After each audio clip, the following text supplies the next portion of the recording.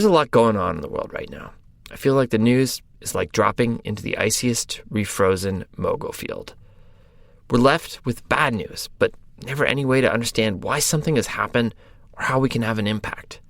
Once a month, we're going to follow up on the headlines that momentarily captivated our outdoor community, but the rest of the media was too busy to follow up on. Our new series, And Then What, runs after the show across all episodes for about a month. Tune in or not, but it's here if you need it. The Diaries is supported by never quitting on a bad day. Remember that time when you helped us carry out a dying man's wish and got Paul's boots across the Appalachian Trail? All 2,190 miles relay style. And during that process, we learned from the hiking community that you never quit on a bad day. When things go haywire, you just keep going, you regain your composure, you keep walking. And that has been like a mantra for us over the last few years because there have been some bad days where we weren't sure how we'd make the Diaries work. But an amazing thing has happened. We asked for your help. Could you support the show? Could you keep it going for the next generation of people out there chasing dreams? And many of you did by becoming Diaries Plus members. Across all our platforms, we have 100,000 subscribers. Right now, there are a little more than 1% of you that have stepped up and said, I care about this project. I will power it. It's meant something to me. But what could we do if that number went to 3%? Or to 5%? What kind of stories could we tell? What kind of work could we do inside of our community? Could we do more Paul's Boots? Every time someone joins this global community, we think we can do more. We can give more. We can try harder because you are all behind us. And we know we can keep walking even when we have a bad day. So thank you. Please consider joining Diaries Plus. The link is in the show notes and on our website. We'll keep walking. Hey everyone, Fitz here. Hope you all are hanging in there. One of our favorite things is figuring out how to put this show together at the big picture level. Like, obviously every week we go to work, we make a show, it's awesome. But we do like to think about what order would it all go in? And the last episode, it was a great one. It covered Jasmine Paris's years-long odyssey to become the first female finisher at the Barclay Marathons. And it left a lot of us in awe. Thank you for all the kind notes. So when we were putting today's set of shorts together, we thought about what made Jasmine's story so special. And I think it's the word tenacity, that ability to follow through on an idea in less than ideal circumstances. Frankly, from our seat, we see this happen all the time in our community, and it lifts us up. And we thought maybe we could use a little bit more of that in our life right now. So today, Coleman Wood and Brian Laidlaw bring us two shorts about rising up through difficult moments to be the person you want to be. I'm Fitz Cahall, and you're listening to the Dirtbag Diaries.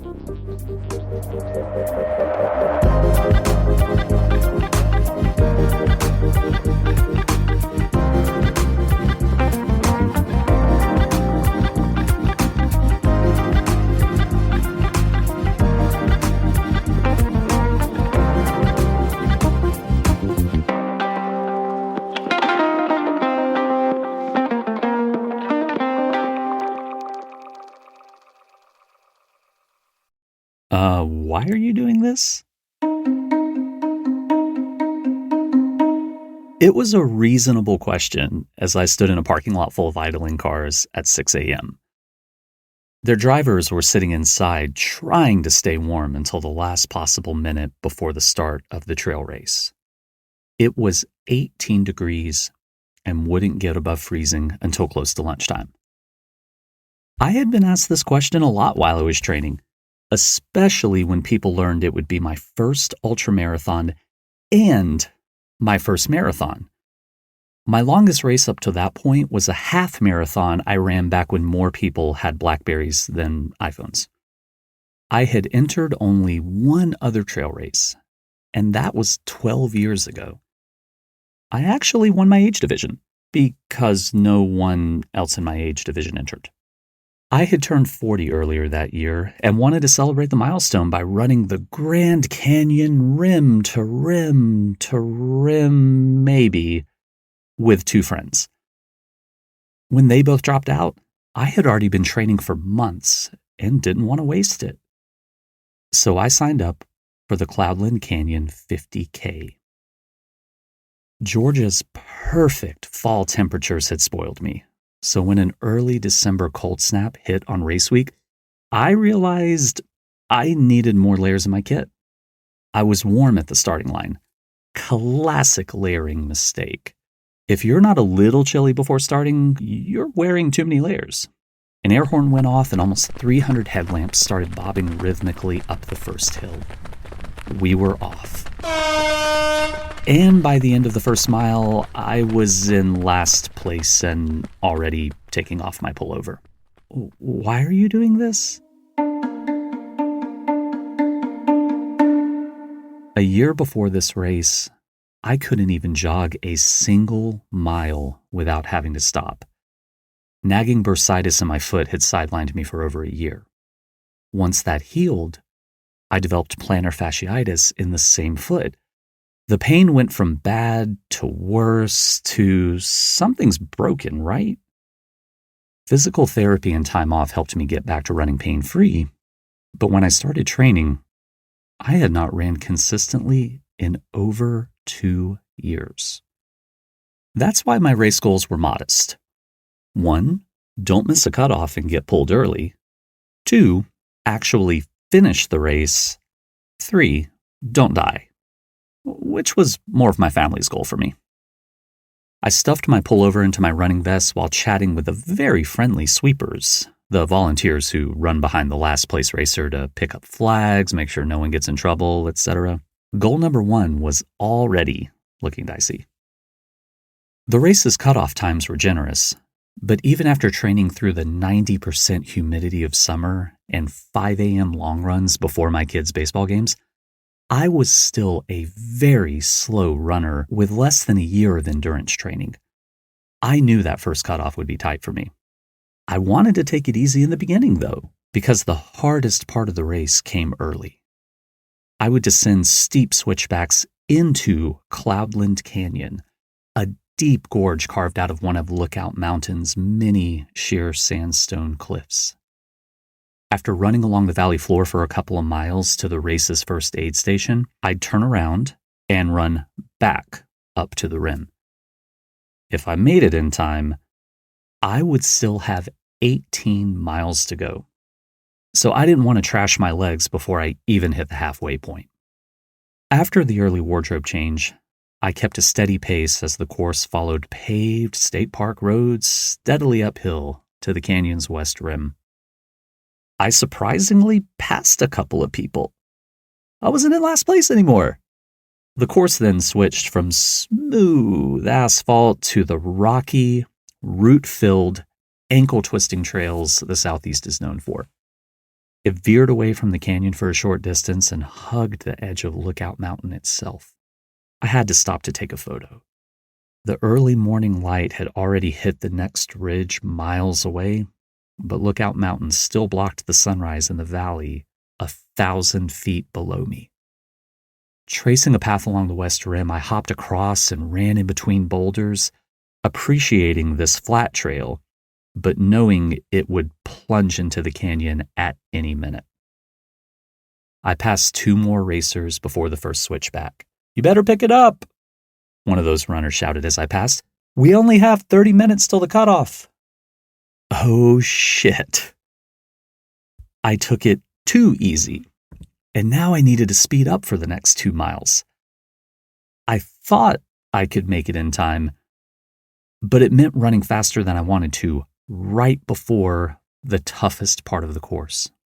I reached the first aid station with just a few minutes to spare.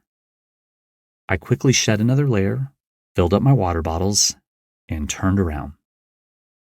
I retraced my steps for the first 2 miles, then began ascending the even steeper east rim. I had 1,000 feet of vert ahead of me, including 600 stairs at the trail's steepest section. After taking 29 minutes to run the 1 mile that included all those stairs, I was worried about the second cutoff. My watch actually stopped recording my run at one point with a savage "Are you still working out?" message.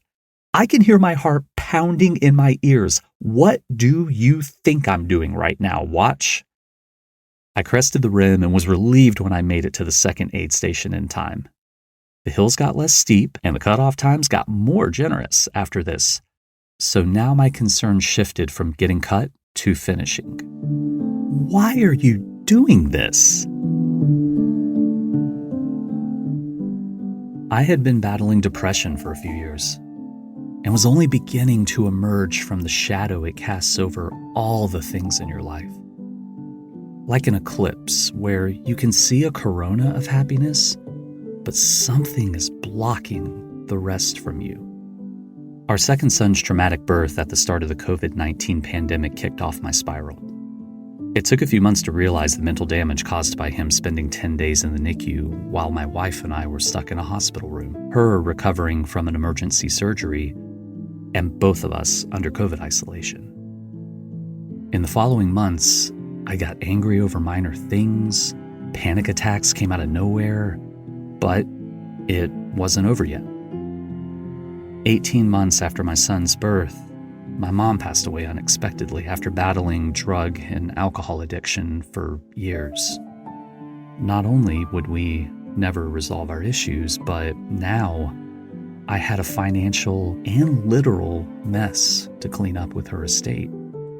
At the same time, I had just started a new job that I would eventually have to quit after it pushed me to the edge of a nervous breakdown. Being a family of 4 now, we were also trying to move while the housing market was losing its mind. And if all that wasn't enough, I kept losing friends to divorce and death. I felt like someone else was in control of my emotions. I vacillated from angry to anxious to hopeless. I was a raw nerve, sensitive to even the smallest trigger. I desperately wanted to be around other people, but wanted nothing more than to be left alone. The depression affected my physical health too. I rarely got a good night's sleep. My hair thinned, I developed a painful stomach ulcer and lost 20 pounds because it hurt to eat. At one point, I was seeing a counselor, a physical therapist, and a GI doctor all at the same time. I was one square away from medical provider bingo. Trail running had helped me escape the shadow. It's hard to ruminate too much when your quads are on fire and you're trying not to trip on that tree root. But when I couldn't even walk a mile without intense pain due to my bum foot, I couldn't get relief from all these stressors. It took a lot of 2 steps forward, 1 step back, but through hard work, I recovered, both physically and mentally. Things finally settled down in my life, and I was finally able to say I wasn't depressed anymore and believe it. When I signed up for this ultramarathon, I was starting to feel like myself again for the first time in 4 years.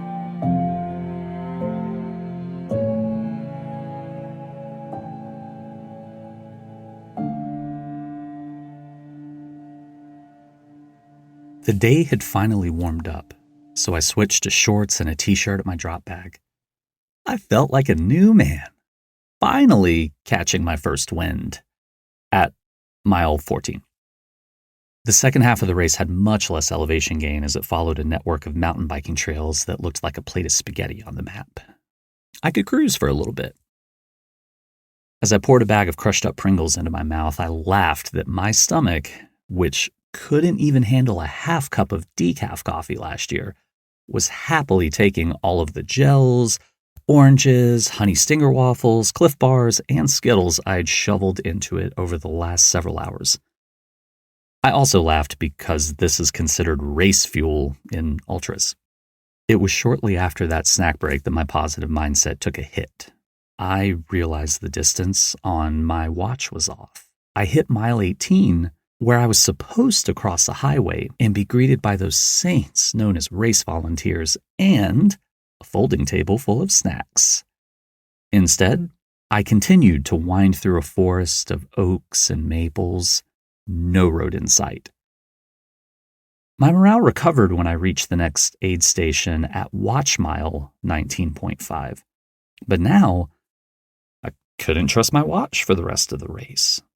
Then I hit the wall sometime around real mile 21. I had no clue when the trail would curve back toward the aid station, marking the final leg of the race. I hadn't seen another runner in maybe an hour. The trail barreled straight through a rhododendron thicket, and the dark, waxy leaves on all sides kept me from seeing how close I was. I slowed to a stumbling walk. Even the emergency Snickers I tucked into my pocket at the last aid station didn't help. I got a pop of good vibes when I saw a footbridge and smoke from a small campfire ahead of me. 3 volunteers, posted there to make sure runners didn't make a wrong turn, gave me some desperately needed encouragement. And the heads up about a huge pile of horse poop right in the middle of the trail. The morale boost didn't last, though, and I was walking again within 100 yards of crossing that bridge. I had 8 miles to go. Did I have it in me? Would I really drop out at the last aid station? Could I even finish in time at this pace? Why are you doing this?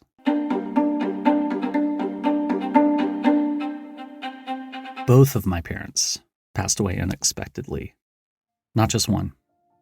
Each time they were there, and then a phone call later, they weren't. My relationship with them was complicated. They both were addicted to alcohol and opioids and had long histories of drug use. Decades of hard living finally caught up to them. I had not inherited their addictions, thankfully, but I did inherit their high blood pressure and cholesterol. Checking yes every time a medical questionnaire asked about heart disease was a constant reminder of what could happen if I didn't take care of myself. It's why I became a runner in the first place. I thought a lot about how I'd spend my remaining time if my life was more than half over. Would I make it to see my grandkids? My dad didn't, and neither did his dad. The genetic odds weren't in my favor, so I figured it wasn't enough to just be in good shape. I needed to be in great shape to even stand a chance.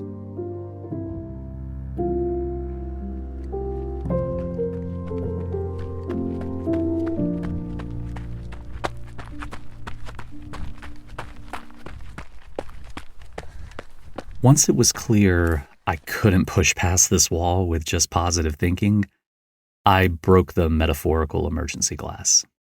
I had only listened to music on my easy, boring road miles. I never ran with earbuds on trails, partly because I needed to hear if mountain bikers were whizzing toward me, but mostly because I didn't like tuning out nature. I knew running with music perked me up, though. So I brought my earbuds for the race, just in case I hit bottom. And when I did, I knew just the right playlist. Taylor Swift, Chapel Roan, and my girl Carly Rae Jepsen delivered me. Oh, don't mind me, just a middle-aged dad running through the woods, vibing to dance pop. I perked up instantly. I couldn't muster a trot 5 minutes earlier. Now, I was back to running at the same pace I had at the beginning of the race, and I ticked off 5 good miles in a row. I was back and feeling fierce. My legs were toast by mile 28, but I knew I had it. What had looked like a small gully a few hours earlier felt like a mini Cloudland Canyon as I climbed up it toward the race's final mile. As the finish line came into view, the crowd was sparse, but the most important people were there. My wife and boys, holding up signs and cheering me that last 100 feet. 9 hours, 59 minutes. Almost comically slow by Insta influencer standards, but I could not care less. I finished, and I didn't finish last.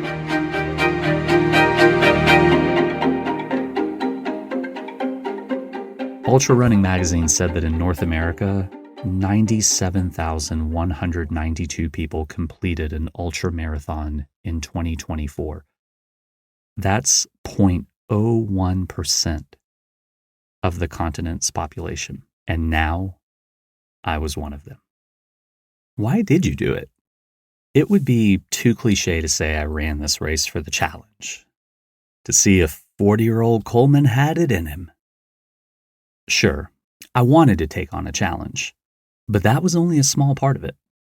I could say I became a dadfleet to buy myself a few more years of longevity. I was trying to outrun bad genes. On the other hand, my parents were heavy smokers, abused drugs and alcohol, and never ran a step. Except for that one time my dad accidentally stirred up a yellow jacket's nest in the backyard. So, should I be that worried? Sure, I want to do hard shit while I still can. Sure, I don't want to wait until some future date to have grand adventures because for so many people I know and love, that date never came. No, this race was a celebration. I had been merely surviving for the past 4 years, and now I wanted to celebrate feeling like I was fully living again. Leading up to the race, I told people it didn't matter if I finished. And it was true. Each week's long run was farther than I had ever run before. But more importantly, I proved I was resilient enough now to run for hours and hours each week with the daily stresses of working a full-time job while being a husband and parent. And I didn't re-crack. So who cares if I came in 170th place? I had already won.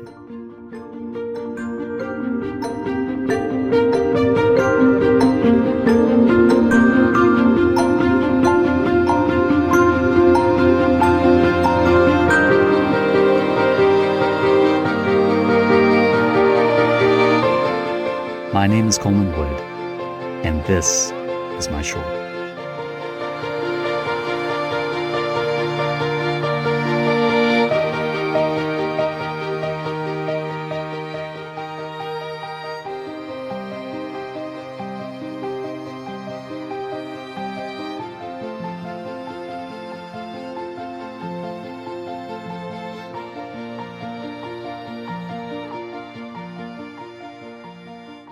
Up next, Brian Laidlaw.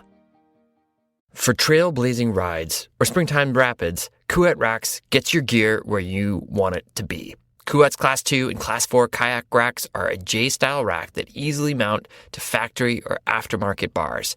Their latest Class 4 rack gives you the flexibility to have the rack up when you're hauling your kayaks, but then fold it down when you're not. Think about all those parking garages.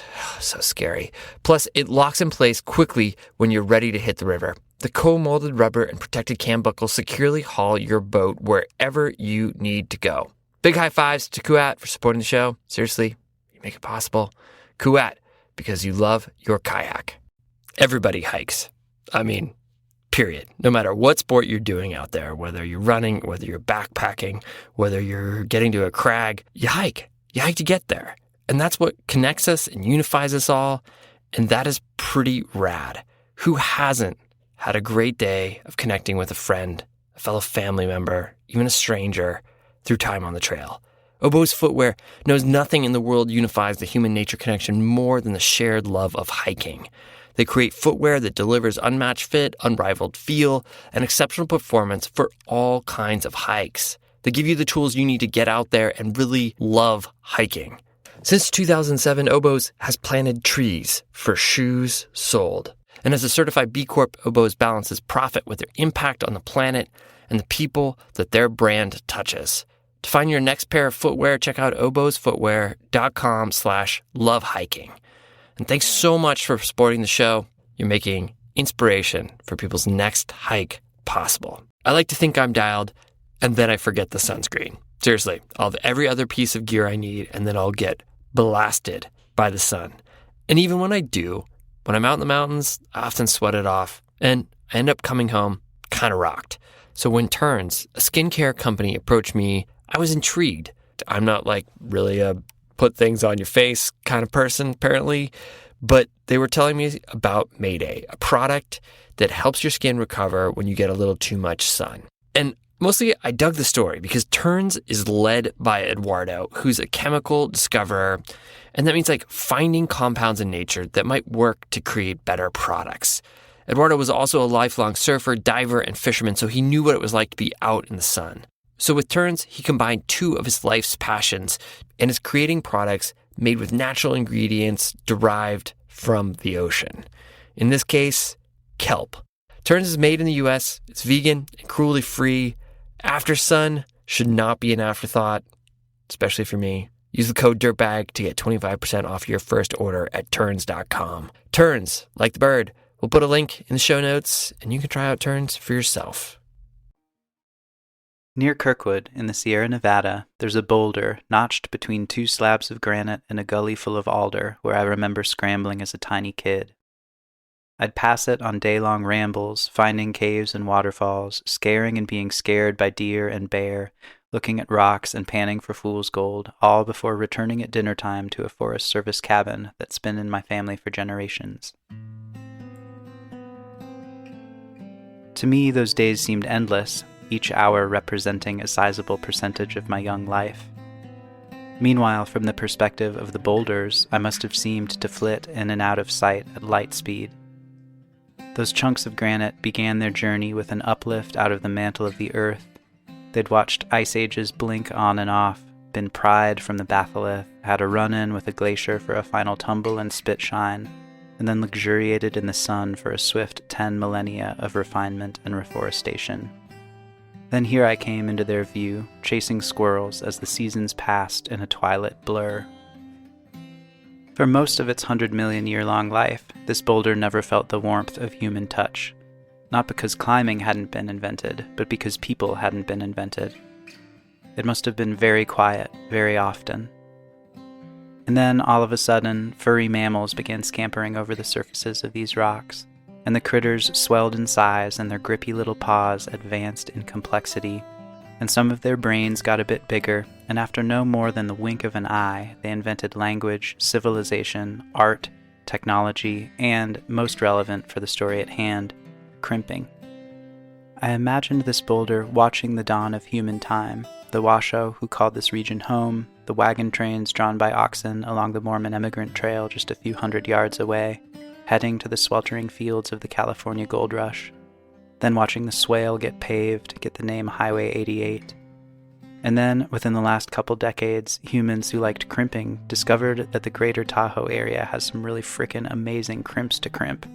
Thus, this boulder, after untold ages of namelessness, was at last seen and touched by the climbing hand, and was at last given its name.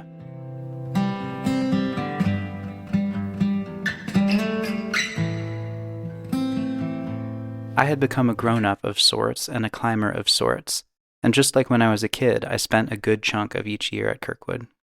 There wasn't a guidebook yet, and only scanty information on the internet, but on the rare occasions when I'd see other climbers in the area, I'd drill them for as much beta as they were willing to share.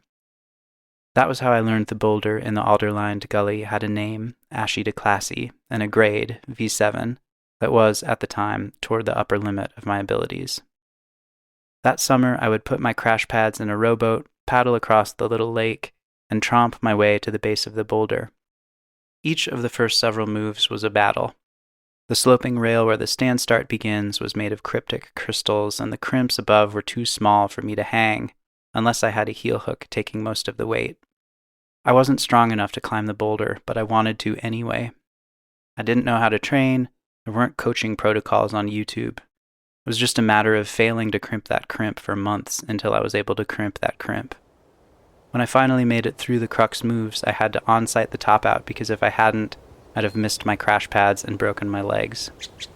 The alders stirred in the gully, and the late summer sun turned their leaves iridescent. Ashy to Classy was my first V7, an accomplishment unbelievable to myself. The boulder was the only witness.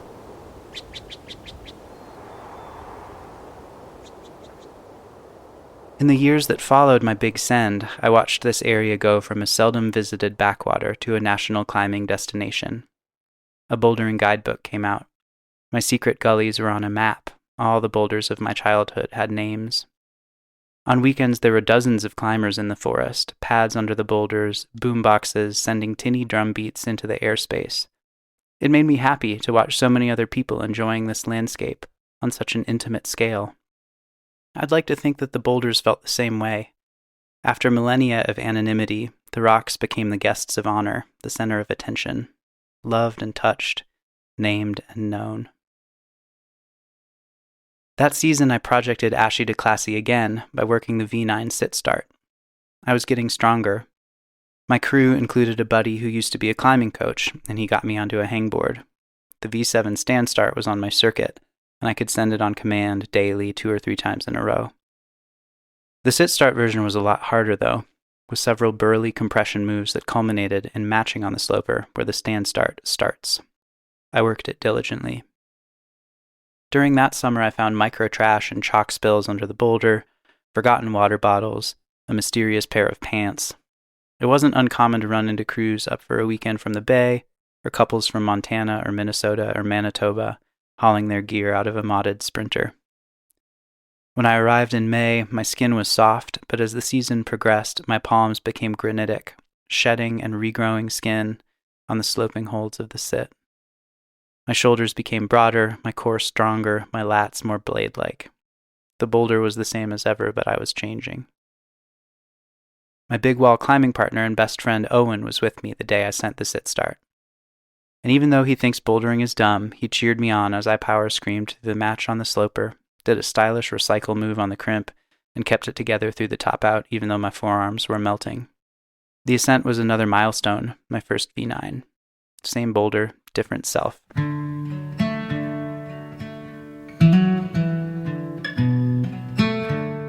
I was riding high.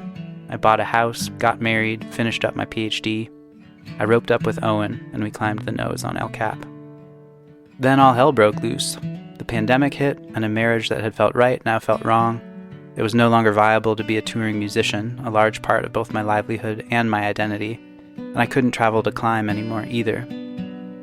And right when it seemed things couldn't get any more apocalyptic, a spark from a bullet landed in the tinder of the Sierra's western foothills and set off the Caldor Fire, which ballooned in size and nuked the forest along the Mormon Emigrant Trail. I spent a week watching the CAL FIRE website as the heat map marched steadily toward Kirkwood. It kept jumping highways, breaching bulldozer lines, until the fateful day when the fire encircled my beloved valley.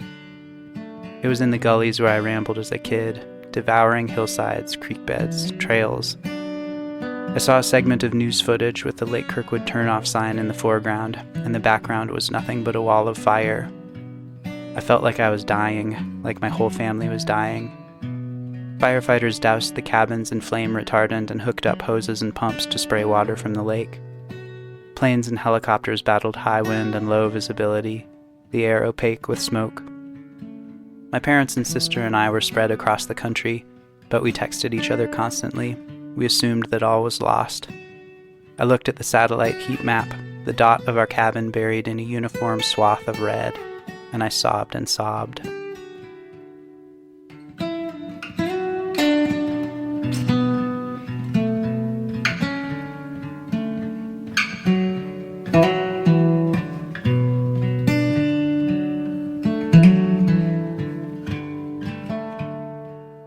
It took several days to get the update and several more to believe it. A miracle. Our cabin, and in fact all the cabins in our historic tract, had been saved. It wasn't until the following spring that I was able to visit the lake and witness the damage. The road to the lake was a wasteland, nothing but black spars and white ash. The fire had burned so hot nothing had survived. The soil was pitted with craters where root burls had smoldered underground for months, and the runoff from the snowmelt dug deep channels into the banks of ash. As I walked through the forest, I saw places where the boulders themselves had exploded, leaving wreckage like petrified onion skins. There was no more alder in the alder-lined gully. Its floor was a foot-deep oil slick of black soot. The larger trees were scorched, not yet dead but visibly dying. And yet Ashy to Classy stood there at the mouth of the draw, fine as ever, unperturbed and still dusted white with climbing chalk on its crux holds. In a forest and a world made uncanny by destruction, Touching those crimps again was like grasping the hand of a long-lost friend.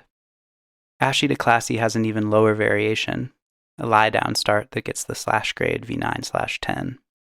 It's just a few extra moves, but they're the most complex on the whole boulder. When I first looked at the low start, I thought it was a joke. The holds weren't holds, the moves weren't moves. It didn't seem like climbing, it seemed like levitation. But the season after the fire, I put my pads in the pool of black ashen slime and lay down under the boulder, smelling the scorched earth. I looked at what hovered above me. There's a poor right heel, a good right toe. The handholds still weren't holds, but by bicycling and torquing my hips clockwise and my shoulders counterclockwise, compressing my hands with all my might, I was able, on my very first try, to levitate. In the blackened forest, I beamed. It was only a couple more moves to link into the sit-start. I was able to do each of them in isolation on my first session of the season. The way they stacked onto one another left no margin for error. Everything had to be perfect. For the next couple weeks, I returned to the boulder every few days, interspersed with walks through the forest, surveying the damage. In those rambles, I was surprised to observe the devastation wasn't uniform. Some patches of forest were annihilated, others untouched.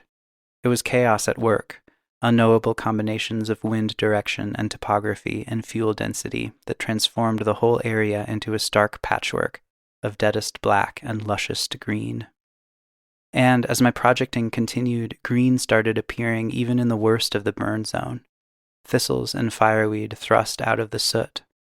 With the return of color and life, I realized that the environment was, before my very eyes, transforming from ashy to classy.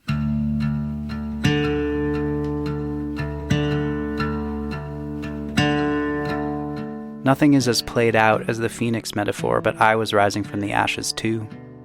The strongest I'd ever been, not just as a climber, but as a person. With a deep arsenal of routines and rituals, yoga and meditation, conversation with friends and family, I weathered the worst period of my life. I found the door at the end of my suffering. I fell in love again. The same resilience shone in the landscape around me. The worst imaginable thing had happened, and yet, on a larger level, that cycle is requisite for healthy growth. A thriving forest has to be reset and decluttered from time to time, clearing the deadfall and enriching the soil.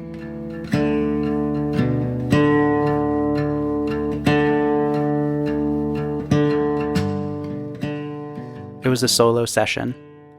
After warming up at the cabin, I loaded the crash pads into the rowboat and pulled across the lake. Parts of the shore were lined with spikes of burnt pine, but much of it looked the way it had my whole life.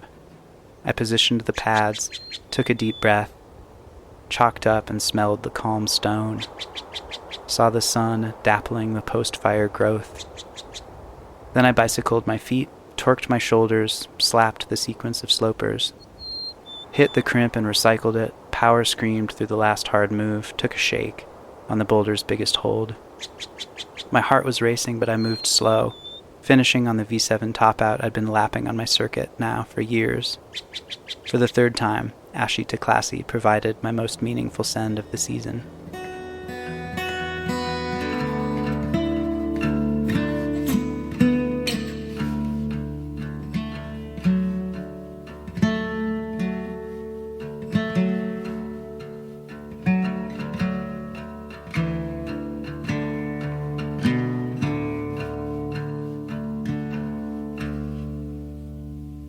One day the gully will fill again with alder. There are fir saplings now too, and one day they'll tower over the boulder again, dappling it in their shade. Hopefully next season, or for the next 10 seasons, I'll be able to do the low start on my circuit. But there will come a day when it's beyond me, again. I'll have to project the sit start, and it'll be at my limit. And then someday I'll have to project the stand start, maxing out. Then there will be a season when the crimps are too small for me. I'll keep visiting that draw, year after year, and on some indeterminate day in my life, there will be a last lap. I'll visit the gully as an old man. Maybe I'll take my as-yet non-existent children there. Maybe in 100 years I'll walk there in a post-human exoskeleton that carries my consciousness on a hard drive. The boulder will, one day, feel its last human touch. Its name will be forgotten, and it will regain its namelessness. The sun will get hotter, the basin will be beautiful to no one, and it will be very quiet very often.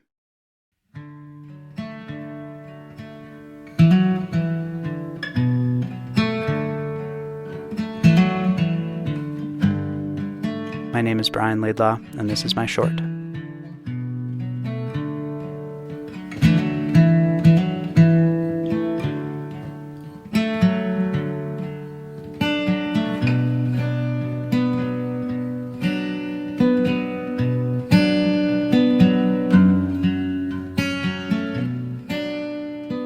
Thank you, Coleman and Brian, for sharing your stories.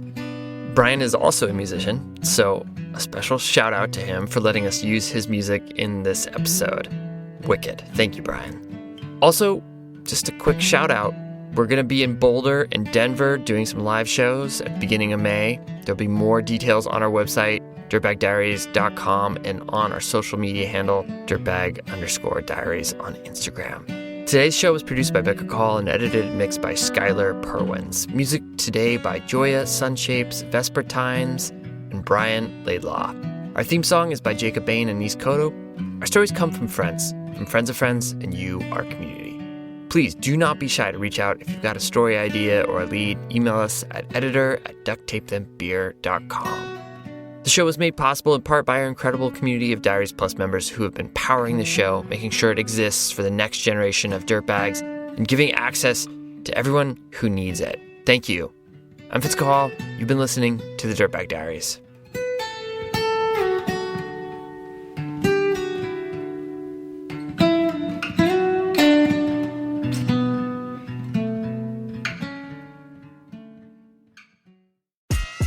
Welcome to And Then What, the segment where we break down the headlines and figure out what the hell's happened since then. So often these days, we get to the headline, the big, bad, scary thing, but we never follow up or hear about how we can help or why this happened, because the rest of the world has already moved on. We were sitting around talking, and we thought, wouldn't it be nice if that existed? And then we realized that the someone who would probably make that happen was us. Simply put, we're going to chase down headlines once a month from the outdoor world that caught all of our attention, and then bring in an expert to break it down and find out what's happened since then. In the end, we hope we can give you a way to act.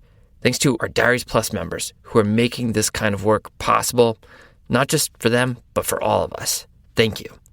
So today we're going to dive into the Valentine's Day Massacre with Tanya Lown Hecht, VP of Strategy and Communications for the Outdoor Alliance, which represents climbers, skiers, mountain bikers, kayakers, and slews of passionate outdoor people in Washington, D.C. They've been pivotal in supporting public lands at the federal level.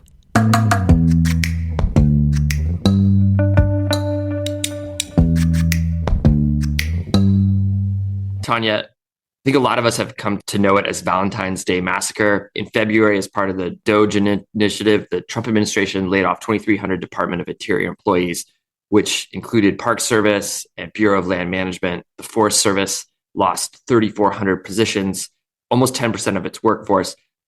That was after the fork in the road emails, which gave people the option to kind of leave quietly.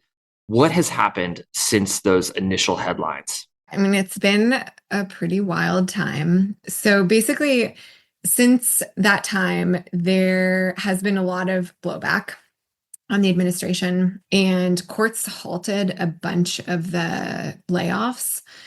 But from what we can gather, about 10% was laid off. A lot of that was in recreation, maybe half of those folks. So people who maintain campgrounds, trail maintenance, the folks that are working at the booths, seasonal workers, backcountry rangers, search and rescue. You're talking about the people who process your permit, and a lot of folks that do fire stuff, folks who are hired through a special hiring process like veterans. They got rid of all those folks. So all across the board. What happened after that is like several courts determined that it was not legal, the way that the administration went after these layoffs. And they temporarily reinstated many of these workers, not all of them, but many of them were temporarily reinstated. A lot of those workers were immediately put on administrative leave. So it's not like folks are really back. The fact of the matter is the administration has not changed its position on wanting to reduce the workforce. And now it's pursuing this reduction in force, the RIF, where they've told the agencies you have to reduce payroll by 30%. Those plans for reduction in force were due to the administration in mid-March, and they're supposed to be enacted by mid-April. So there are plans for deeper cuts. There's been some good news, right? Like at the Park Service, for example, they've authorized 6,000 or 7,000 seasonal workers to come back. A bunch of Republican members actually went to the administration and said, like, hey, I have a park in my district. This is really important. Please make sure we can hire folks back. So they're trying to like get those folks back on board. But at the BLM, at the Forest Service, and also at the Park Service, they're still planning to lay off a lot of folks. Public lands are one of the most reliably nonpartisan issues out there. What impact did the public outcry, did people calling their representatives, calling their elected officials have on reversing the course on some of these firings? People's voices mattered a lot. We've been in DC all week with all of our executive directors and going around meeting with offices, meeting with the administration. And the thing we've heard repeatedly is how much the administration and members are really listening to what people are saying and listening to what narratives are being told about what's happening. They're looking at the press stories. They're looking at people's quotes. They're looking at constituents who are calling them and telling them stories, both to understand what's happening and to really figure out like what their next steps are. And I think the most important thing that the outdoor community is doing is reaching out and sharing really specifically what's going on and what the negative effects are. So if you know of negative effects that are happening or are going to happen on your national forest or a park near you, BLM land, if you work for the agencies or you did work for the agencies and you really understand what are the consequences, your voices are particularly important because articulating those consequences for what's happening makes it real for a lot of folks who are just like bureaucrats in DC who are like, yeah, let's just like cut the payroll, and they don't understand what is going to happen. And articulating those consequences is what is helping to move the needle in terms of getting folks rehired, stopping them from the kind of indiscriminate and chaotic cuts that were happening. The other thing is the administration really still has to care what Congress thinks, especially what Republican members think. And so if you have a Republican member of Congress, or even if your Republican member of Congress doesn't seem to care or be doing anything, hearing from you like makes a difference for them. It's not a waste of time. Keep doing it. There's not a ton of Republicans standing up saying, vocally don't do this, but we heard a lot about members going to the administration privately, speaking to them about public lands, about funding, about staffing. So it's definitely working. It sounds like discouraging to say this, but things are bad right now, but they're definitely going to get worse in the coming months. But I think core priorities is focus on what's irreversible. We got to keep public lands public. We put the line in the sand and make sure that irreversible stuff, losing big swaths of public lands, doesn't happen. That's not something that anyone wants. 80% of Americans are highly supportive of public lands, keeping public lands in public hands. We're hearing lots of different things about how serious members of Congress are about some privatization, some sell-off, some selling things off for housing, to pay for tax cuts for people who are in the top 1%. A lot of these conversations that are happening about public lands right now are seeing public lands as something that you could use to raise funds to pay for things in the government. And like there's a bunch of articles this week where they're discussing whether they'd include public lands as an offset to pay for tax cuts and spending. So do we have the ability right now to maybe prevent that? Like instead of like having to respond once it's happened, is there ability if we raise our voices right now and say this stuff matters to us, it matters to our communities, is there a chance to actually stop it from ever happening? Yes, absolutely. And that's when we have to do it. I mean, once they start selling these places off, you're not getting them back. So the time to act is now. The time is when lawmakers are walking around with this idea in their head. You say like, no, that's a bad idea. Don't do that under any circumstances. That is like the end of the line. Not to like toot our own horn too much, but Outdoor Alliance is a great organization to follow because we follow these issues really closely. We try to build out opportunities for people to take action when it's really meaningful, when it's relevant, when your voices are going to make a difference. We're trying not to blast people about everything, but about the really important stuff. We have this amazing tool that makes it really easy to write your members of Congress. I don't know if you've used it, Fitz, but it's like I have. You put in your address, so it will pull up who your members are, and there's a template message. You can like adjust it, make it personal, and send it. It takes a minute or two, and that stuff really really, really matters. Like, it matters a lot more than you think. We've been going to offices all week, and everyone is talking about how much they're hearing from their members, getting hundreds of letters on it. We're really stressed about it. Like, that outreach is really working. Congress needs to hear that constituents are losing their mind about the thought that we might sell off public lands or that we're going to gut the agencies. This is a truly a bipartisan issue, and those positions aren't always reflected by elected officials. So it's important that folks with Republican members, folks that are Republicans themselves, like, reach out and say, hey, I'm on board with all these other things. This is a red line issue for me. I want to see public lands stay public. If we raise our voices, we're really noisy, there's a big ruckus, it's not going to happen, and we're going to protect it, and it's going to go away. It's going to be a lot easier to do it now than once the ball starts rolling down the hill. So one of the things we wanted to do with this series is, we're diving in deeper to the headlines, but we also want to give everyone out there a way that they can participate, because I think that the reality is that we feel better when we can actually take action. One of the questions we've been fielding constantly is, how do I stay up to date on what's happening? A lot of times we get this first headline and then we never hear what happens afterwards. What Tanya and OA are doing that's incredible is that they've built an email list that basically provides action alerts. So the moment something like the public firings happens, or earlier in April, there was actually a great instance where there was a chance to actually take public lands off the negotiating table for the budget in the Senate, and became very close to getting Republicans and Democrats to come together to stop that being part of the process. All that happens is because you can sign up for OA's action alert. I know it seems strange to be like, ask for another email, but like, that's literally what we're hearing from people, is that they're like, I didn't know this was happening. I signed on to social media too late. This is the way you stay in the know. So go ahead, get signed up. The link is in the show notes. We'll have more updates for you in the future. Thanks for listening.